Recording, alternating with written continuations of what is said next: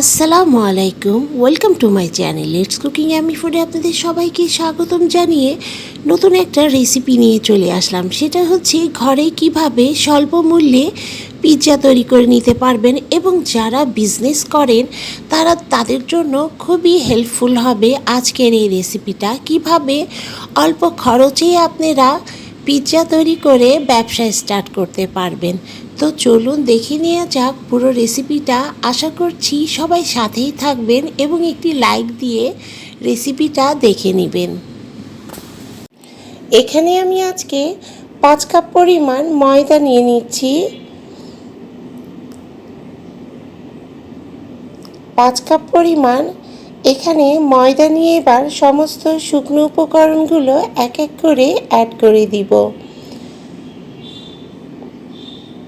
তো আমার 5 কাপ ময়দা নেওয়া হয়ে গিয়েছে। এখানে এবার আমি 2.5 চামচ পরিমাণ ইস্ট অ্যাড করে দিচ্ছি এবং চিনিটা আপনারা যে যার স্বাদ অনুযায়ী অ্যাড করে নেবেন। আমি এখানে 5 চা চামচ পরিমাণ চিনি অ্যাড করে দিচ্ছি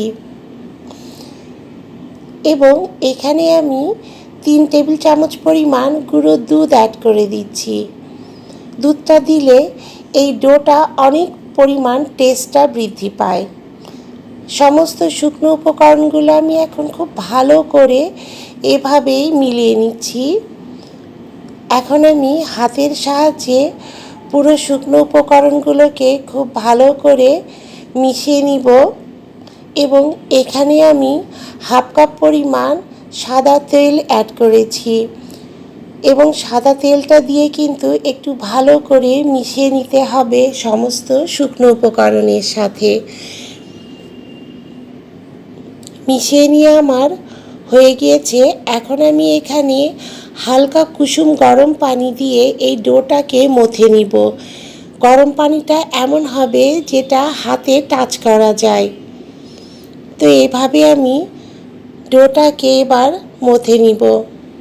দেখুন বন্ধুরা, ডোটা আমার খুব সুন্দরভাবে মথে নেওয়া হয়ে গিয়েছে এবং এর উপর দিয়ে আমি তেলটাকে এইভাবেই দিয়ে দিচ্ছি যাতে ডোটা শক্ত না হয়ে যায়। এখন একটি র্যাপিং কাগজ দিয়ে মুড়ে দিব এবং 1 ঘন্টার জন্য ডোটাকে রেস্টে রেখে দিলাম।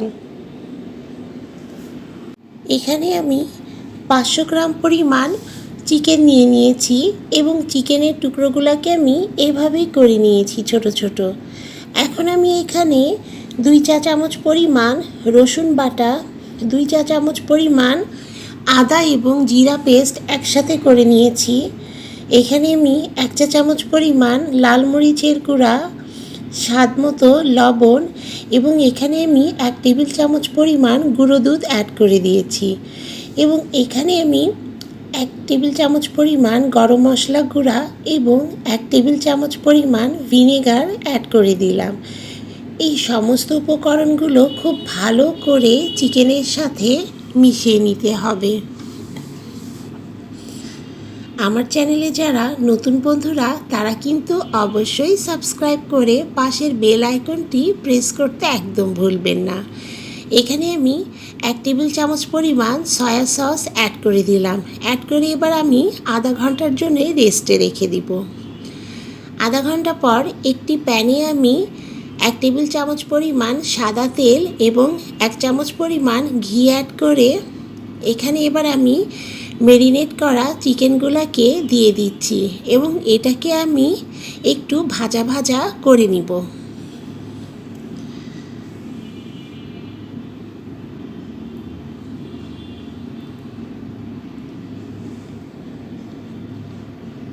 সো দেখুন বন্ধুরা, মাশাআল্লাহ কি সুন্দর পরিমাণ ফুলে উঠছে 1 ঘন্টাতেই। এখন আমি এর মধ্যে থেকে যে বাতাসটা ঢুকছে সেটা এইভাবে আমি বের করে দিব এবং আটাটা এতটা পরিমাণ সফট হয়েছিল যে কি বলবো বন্ধুরা, এতটা সুন্দর পরিমাণ খামিরটা সফট হয়েছিল যে আপনারা দেখেই বুঝতে পারছেন একদম নরম তুলতুলে হয়ে গিয়েছিল। কারণ খামিরটা যতটা পরিমাণ সফট হবে, ডোটা যতটা পরিমাণ সফট হবে, পিৎজাটাও কিন্তু ততটা পরিমাণ টেস্টি হবে এবং নরম হবে।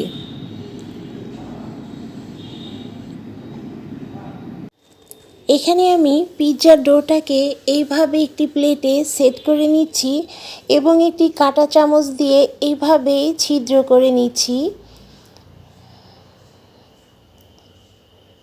তো দেখুন বন্ধুরা, এইভাবে সব জায়গায় আমি ছিদ্র করে নিয়েছি। এখন আমি এখানে পিৎজা সস অ্যাড করে দিচ্ছি, কারণ পিৎজা সস ছাড়া কিন্তু এর আসল স্বাদটা কিন্তু একদম আসে না। এটাকে আমি হোমমেডই তৈরি করে নিয়েছি। এইভাবে আমি চারিদিকে পিৎজা সসটা খুব সুন্দর করে লাগিয়ে নিব। দেখুন বন্ধুরা, পিৎজা সসটা আমার লাগিয়ে নেওয়া হয়ে গিয়েছে। এখন আমি এর উপরে একটু বেশি করে মোজারেলা চিজ অ্যাড করে দিয়েছি। এখন আমি এখানে ভেজে রাখা চিকেনগুলোকে অ্যাড করে দিয়েছি। চিকেনটা যত পরিমাণ দিবেন এর টেস্টটাও কিন্তু ততটা পরিমাণ আসবে। এখানে আমি গ্রিন ক্যাপসিকাম এবং টমেটো দিয়ে সাজিয়ে নিয়েছি এবং এর উপরে কিছু পেঁয়াজও এইভাবে দিয়ে দিয়েছি। সাজানোটা কিন্তু যে যার ইচ্ছা অনুযায়ী সাজিয়ে নেবেন। এখন আমি এর উপরে আরও কিছুটা মোজারেলা চিজ অ্যাড করে দিয়ে এখানে এবার সামান্য পরিমাণ আবারও অরিগানো অ্যাড করে দিচ্ছি। অরিগানোটা দিলে কিন্তু খুব সুন্দর পরিমাণ ফ্লেভার আসে। তো দেখুন বন্ধুরা, এইভাবে আমি সাজিয়ে নিয়েছি। এখন আমি চুলাতে আগের থেকেই হিট করে রেখেছিলাম একটি হাঁড়ি, তাতে আমি বসিয়ে দিলাম আধা ঘন্টার জন্য। আধা ঘন্টা পর আবার ফিরে আসব। আধা ঘন্টা পর ফিরে আসছি। মাশাআল্লাহ, দেখুন বন্ধুরা কতটা সুন্দর পরিমাণ কালার আসছে এবং খেতে এত প্রচণ্ড পরিমাণ ইয়াম্মি হয়েছিল যে কি বলবো। তো রেসিপিটা যদি ভালো লাগে অবশ্যই লাইক করবেন, শেয়ার করবেন এবং কমেন্টস করে জানাবেন কেমন লাগলো। এই রেসিপিটা কিন্তু খুবই হেল্প হবে যারা নতুন বিজনেস করছেন এবং নতুনদের জন্য। তো আজকের মতো এই পর্যায়েই, আল্লাহ হাফেজ।